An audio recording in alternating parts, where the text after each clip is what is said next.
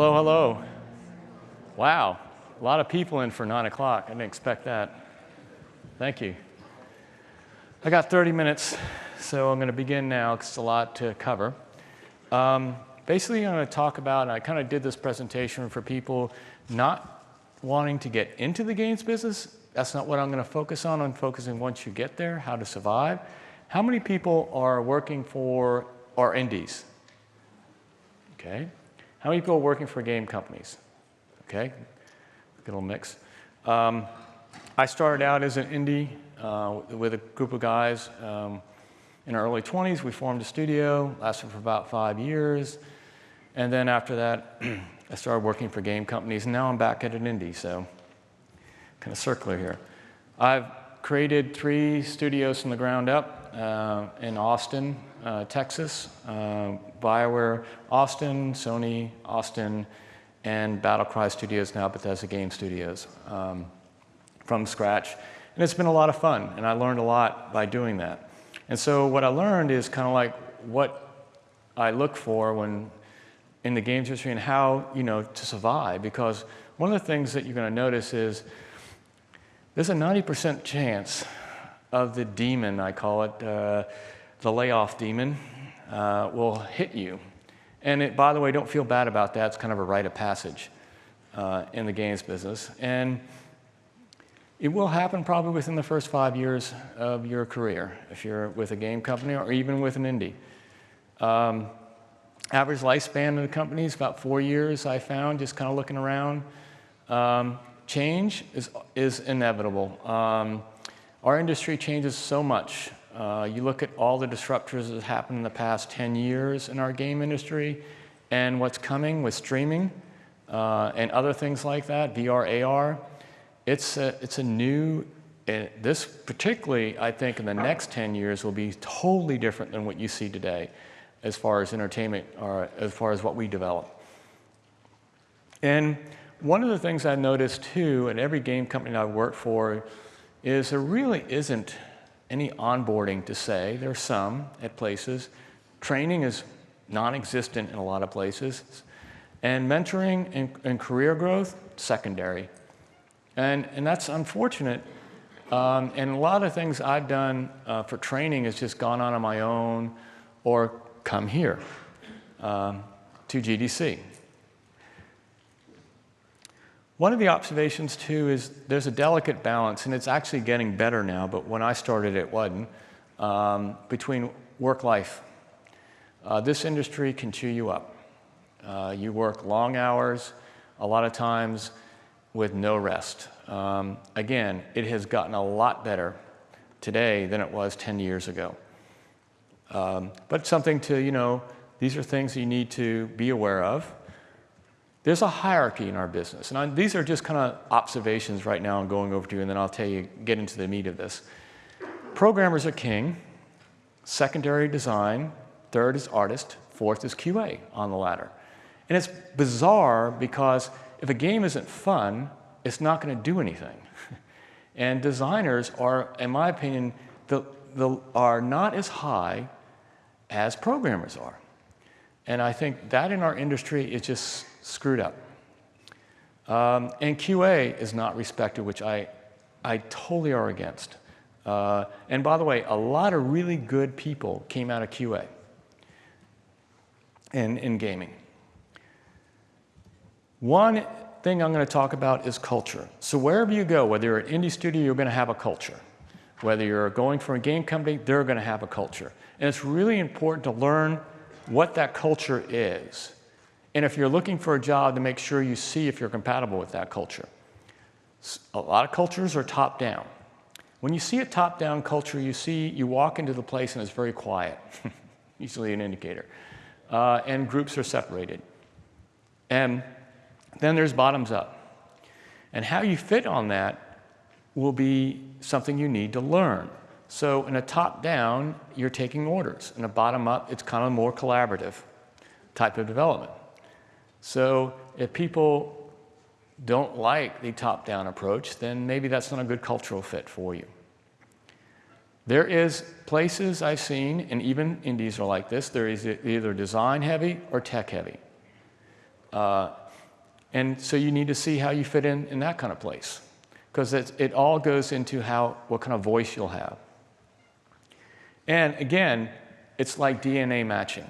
So as you're forming your indie studios, make sure that you form something that you all will appreciate and like, and as you grow, can bring people into it.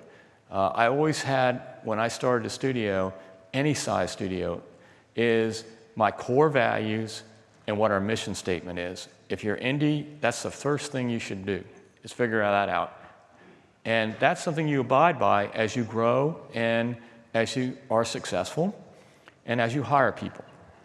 Because when you're hiring, when everyone goes for an interview for a job, they're looking at, number one, your hard skills, what you're good at. Number two is, can you be a cultural fit? That's what a lot of people use. Because if you're not, you're going to be swimming upstream. And sometimes that happens. And it's not all against you. You just don't fit within that culture. Don't take it personally. And what I'm going to talk about is soft skills now. Because soft skills is something that people don't really talk a lot about in our industry. But it really is important. In fact, I think it's more important than your hard skills, because you can learn hard skills really easily. There's so many great gaming schools out there today teaching stuff you can go learn on or come here. You're going to be working with a variety of different weird people in our industry. And you're going to have tons of personalities to deal with here. I see it all the time, and I just accept it. Artists has their personalities, designers have their personalities, programmers have their personalities. And so you're going to have to learn how to adjust and fit to that. And that's where soft skills come in. One of the most important soft skills is what I call emotional intelligence. And some people are not self-aware on that front. Self-awareness is really critical. If I had to say anything about one of the biggest things about emotional intelligence, egos have got to be left aside in our industry. I've seen so many people not be self-aware. If you're not self-aware, you're not going to learn, and you're not going to grow, and you're not going to be able to succeed in an entertainment-type company. So being self-aware is really all this, and that's why it's on the top, is the most important thing. And self-management too. Understanding, how to deal with your time, how to deal with others, and social awareness. Social awareness is really, really important. When you go to work for a company, you kind of see. What I always do is I don't say anything, and when I came to my last job, which I work out today, I only knew one person. That was terrifying to me, because I've always started up studios and formed them, and grew it, and went with the people I know to start them. So this was really important for me to figure out how the social structure exists in a studio. And relationship management is another one. These people you work with a lot, and it's really important to make sure, and by the way, there's a 1-degree separation in our games business, so if you piss someone off, likelihood you'll maybe be seeing them again, and they may be your hiring manager. And that goes for anybody in this room that are really young and starting too, because one day I may be looking for a job, right? Another skill I think is really important in this business is called adaptability. You really have to learn how to be adaptable. You can't be rigid in our business. Our business changes way too fast, way too much, versus any other business. By the way, it's chaotic. And I'll tell you what, I like chaos. And I think anybody that does games and thinks games are easy to make, they ought to not be in gaming. Games are probably one of the hardest things to build, in my opinion. They require so much multidisciplinary talent, lots of people working together to make it happen, and it's magic. It's lightning in a bottle whether you hit it or not. Another one, in my opinion, is being collaborative. You have to learn to work well with each other. Someone asked me, well, what did you learn? What are the skills you learned to manage a studio? Well, I said, I learned everything when I went to first grade. And I said, draw between the lines, play well with others. These are things that are really, really important as you grow. Even if you're indie, collaboration is sometimes hard because as a smaller studio you are, sometimes you have bigger conflicts, believe it or not, because they're amplified because of your size. Learning how to get people to be collaborative is an art. And it comes with this. Ego doesn't really work well in our business. There are a lot of egos in our business. I'll tell you that right now. And I'll tell you what, some of them are very good at damping that down and not exposing it to a lot of people. Some are not. And ego in our business can lead to bad decisions, and you need a little humility mixed into that. So humility, in my opinion, is one of the best things to have as a soft skill. You need to be confident. This is real important. If you're an indie, if you're going to a publisher or going to get finance, you need to show them that you can do the job that you said you're going to do. That I'm going to give you money, and the likelihood of me getting my investment back is high. If you go in there not confident, you're not going to get anything from a publisher or an investor. As a developer, people look at you and you say, yes, I can do this. Confidence, being insecure, is something you don't want. If you are, a lot of people are. I've been insecure at times, but I don't show it.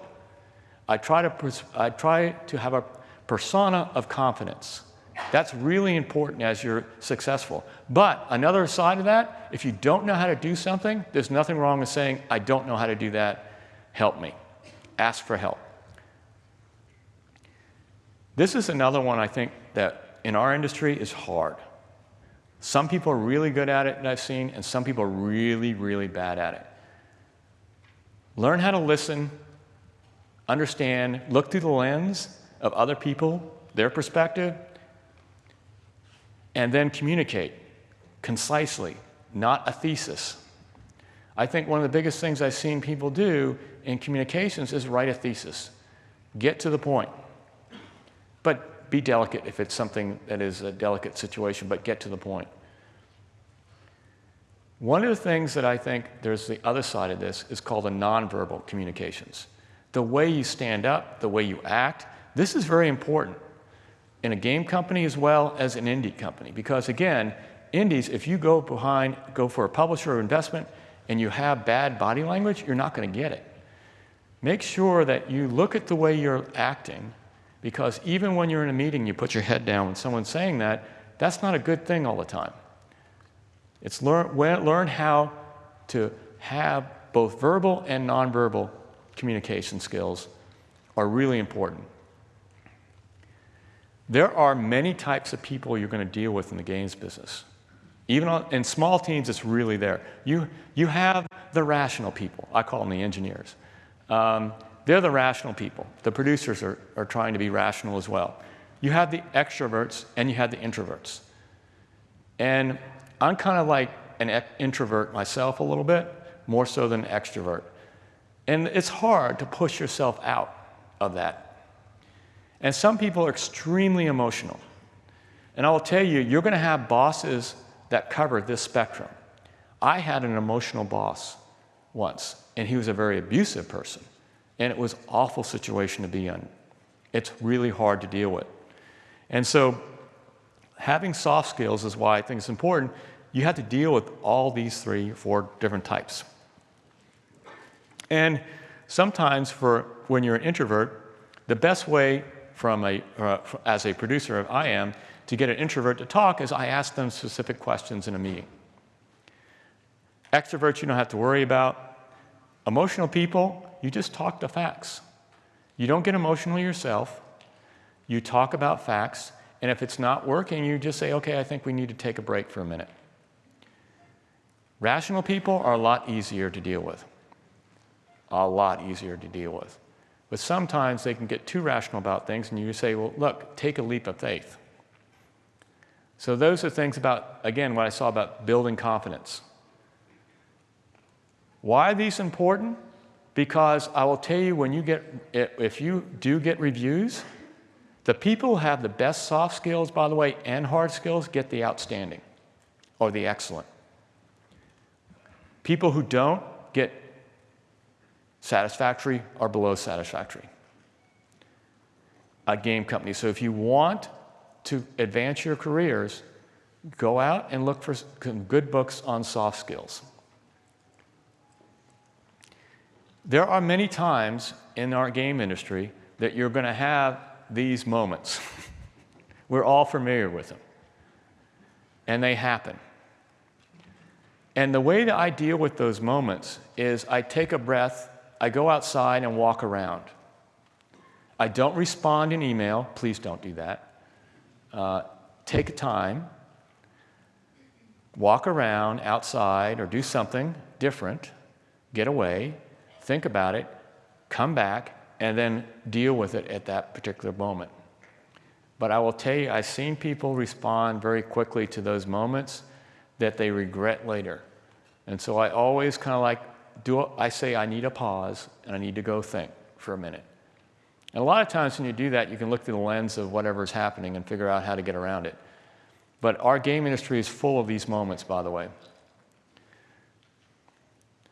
Stress is something that we deal with a lot. It's very stressful to do games. I have not been in a situation that hasn't been stressful. It always comes down to you have this passionate thing you worked on, this baby, and someone says it's ugly. And that's the worst thing you can hear, is your baby is ugly. And you have to sit down and go, I'm going to kill that guy. And you get very passionate about it. All the reviewers say, your baby's ugly. No. And so you have this fear when you launch that things aren't going to go right. You have this fear that you're not going to get money from your publisher because you're missing deadlines and they're going to cancel your project. We have a fear of losing our jobs. That's stressful. And the way I deal with stress is yoga and work out. But seriously, one of the things I do is I always kind of look forward. I don't look back.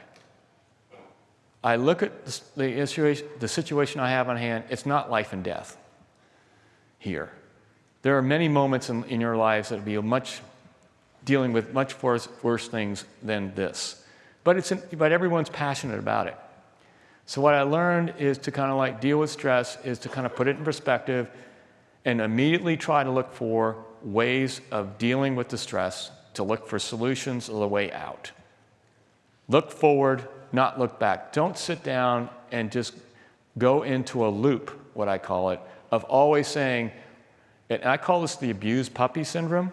Some people may come from a very bad place, and they start working in a new place, but they got that abused puppy syndrome, so anything you do, they're going to look at it from their lens of where they were, not where they are. It's real important to know that you're here. It's not like where you are. Leave your luggage behind, your baggage behind. Leave it. That's my advice. Always look forward. One of the things I do is even when I schedule or everything, I don't look in front of me, I look where I'm going. Everyone should look where they're going. And for that, for advice to everyone here, and this is kind of harsh a little bit, but what I've learned is no one's going to stand up for you but you. And it goes for any business, but in particularly our business, you could get laid off any day. They don't care. Loyalty, in my opinion, is something that I have not seen or earned from any game company yet. Because if things go bad, they'll get rid of you. If you have a great opportunity, if you love the people you work with and you love your job, fantastic. If things don't work, or if you get a greater opportunity, always look for the greater opportunity at times. Because you never know what that opportunity is, and it may be something that the place that you currently have doesn't offer you. Or you think you're worth more than what you're getting. Always look out for yourself. But be careful about being careful what to ask for. You always have to look at the situation that you're currently in. The company may not be doing well, or the average salaries of that company are a little lower than most. But if you like, my opinion is, my most important criteria is, do I like the people I work with? Is the company culture something I enjoy and like? And there's a work-life balance, and that what we're working on is cool. And if I meet those criteria, I'm fine. I am fine. So I have some time, like 10 minutes for questions. Anybody want to ask questions? Yes. Go to the mic. Sorry. Go up the mics, please. Thank you. That way we can hear the recordings. Testing. Okay. Do you have any soft skill books that come to mind as what do you recommend? Yeah, I'm trying to think about some good ones out there that I've seen. You know what there is? There's nothing on the gaming industry. I wish there was. I'll tell you what. You email me. I'll give you some books. Thank you. That'll do. I have some at home, and I can just pick out. Yeah, go ahead. You can go ahead. Go ahead. Hi. So you mentioned that you had an abusive boss that was emotional at times. Yes. When you're asked the question of what was the context of the problem and how did you manage it, how do you talk about that experience? When you get an emotional boss, the best thing to do is to ask questions versus anything else, because that makes them respond. And don't be defensive. Ask questions at why do you see this, or what do you think are the issues that you're upset about, right? Always ask questions. Don't make statements, because they always end to be bad. Because when you ask questions, you actually can get the viewpoint or the lens that person is looking for. I also kind of like, if he's really hot right now or very emotional, I wait. Come back later. Also, be careful about the group thing. If you're going to ask something that's kind of, should you ask that with a group of people or should you do that one-on-one? That's a really important one, because a person one-on-one will talk to you a lot differently than a person in a group, right? And trust me, there are certain things you ask in a group and there are certain things you don't ask in a group. And I've been there where I had some of my people in my studio go up to a CEO of a company and ask this question. I said, oh my God, I can't believe you just asked that question in front of the company. But yeah, that's the other criteria. Yes. So you mentioned having both humility and confidence. How do you sort of balance those, and I guess in an outward way, to be a bit of both? Yeah, I mean, I like confidence, right? Confidence doesn't mean if you're confident in what you're doing, you believe what you're doing. Now, sometimes a good game designer is stubborn a little bit and confident. That's okay. If they believe in what they believe in and they have a good rationale for it and the data is showing that they're moving in the right direction, yeah, there's nothing wrong with a good argument. But if you're wrong and the data is showing you're wrong, you need to have humility to recognize that, right? Okay, thank you. Yeah. In one slide you mentioned that programmers are like on top and designers are like below. So I'm a programmer myself and I'm thinking, okay, how does that affect, in your view, like the situation? What can I do as a programmer like to, remedy this? You know what, this is just a hierarchy I've seen. A lot of companies value technical people over design, which is crazy. And I don't get it. Every studio I have, I balance that. I don't do that. And I have pressure from above telling me, no, you need to give this person this amount for bonuses and this person. I said, no, this person is the reason this game got an 87 Metacritic, right? Or these people are. And to me, that's messed up in our industry. I've just seen it so much. And to me, designers are king, because a game isn't fun, it's not going to be played. And fun, by the way, so here's another thing. Programming is measurable. Design is this magic black box. It really is. It's hard to test for. It's hard to hire for, because you don't know if someone's a walker or a talker when they're a designer. We do have tests. They help cull it out, but tests don't catch everything. So it is. And I think design and art are not the black boxes, as well as I think QA is also that way. But design is this little, it's magic. It really is for what design skills are. There's several different versions of what designers are, and there's several types of designers, but it is. And I think that's the reason, because they don't know how to quantify a good designer, right? They only quantify a good designer by what they've worked on, right? Go ahead. I hope that answers your question. I don't know how to deal with that. It's really the culture, right? Whatever company you have has a good culture where design is king, that's awesome.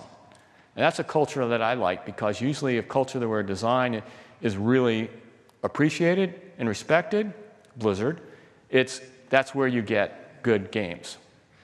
Yeah, so with those problems that you mentioned before, like the top-down culture and like the weird sort of hierarchy that he just brought up, what do you think about like unions and co-ops helping with that a little bit with the culture? So I'm not a big fan of unions. I don't know.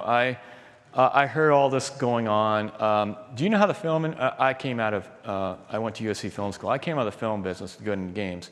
You're hired freelancers. That's all you are. And basically, the studios have staff, right? And they have executive producers and things like that. But directors, DPs, all that's hired to make a film.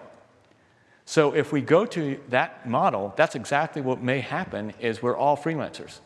So we're getting paycheck to paycheck on games. And by the way, getting in clicks of where the good people are in Hollywood is hard, real hard.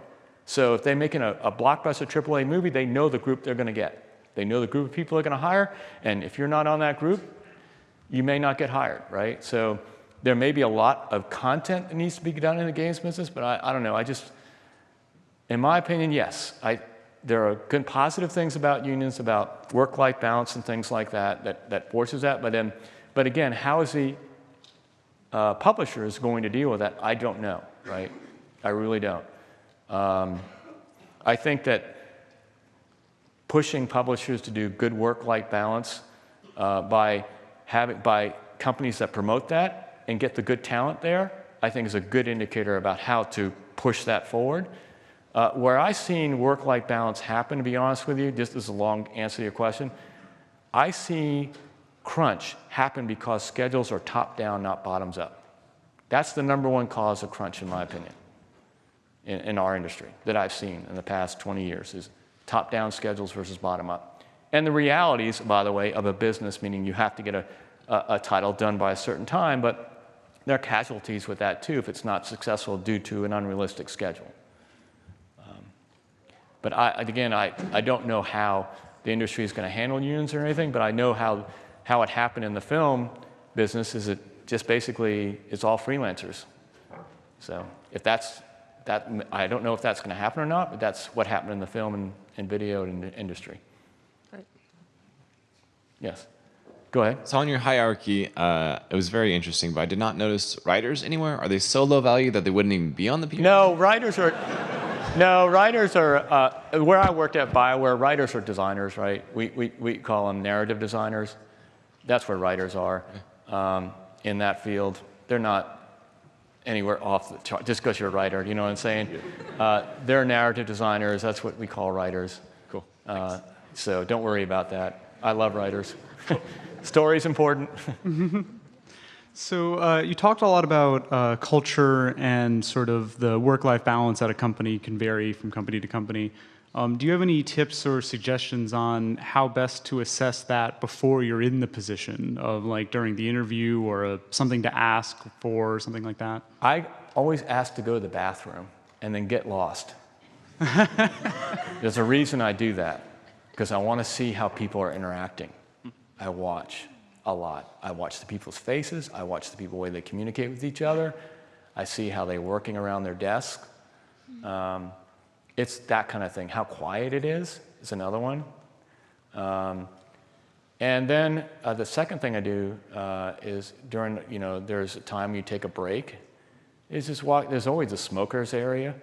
That's a great area to kind of walk to.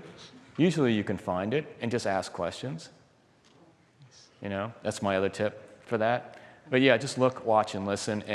And I also would go to LinkedIn and look at other people who work there and maybe ask directly, hey, I'm looking at there, what's it like?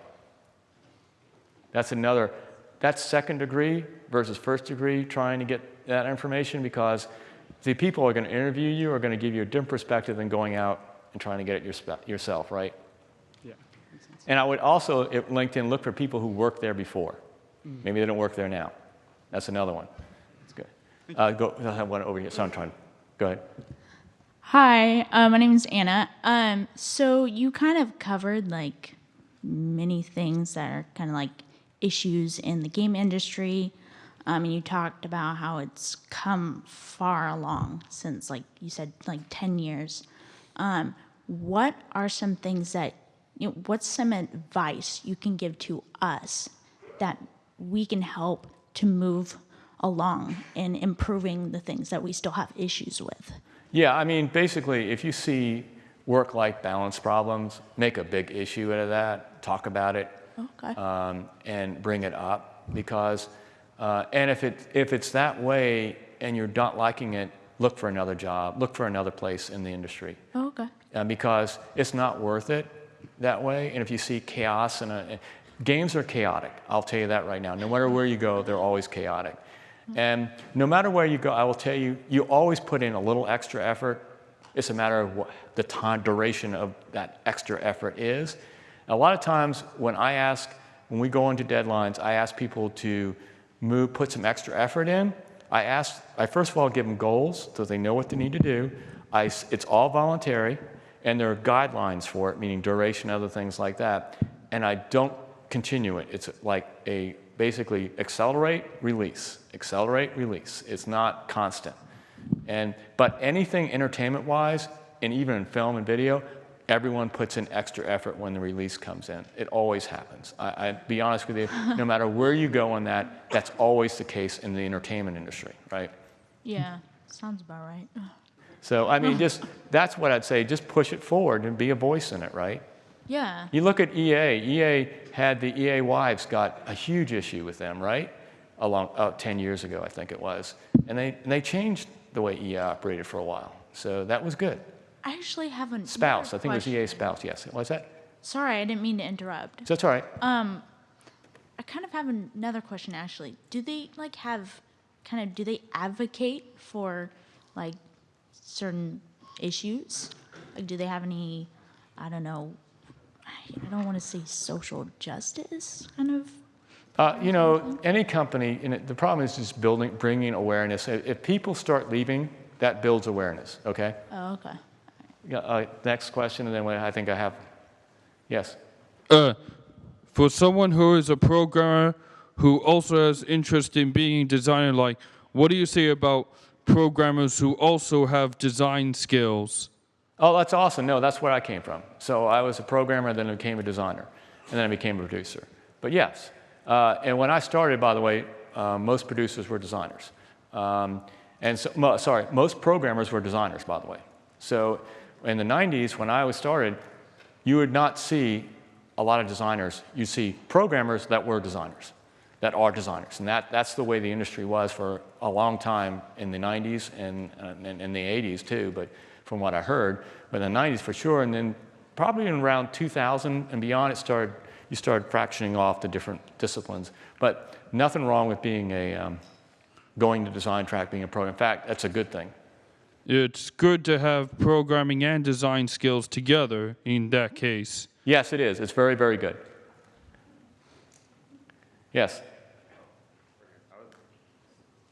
Is it time? No, thank you. Thank you, everyone.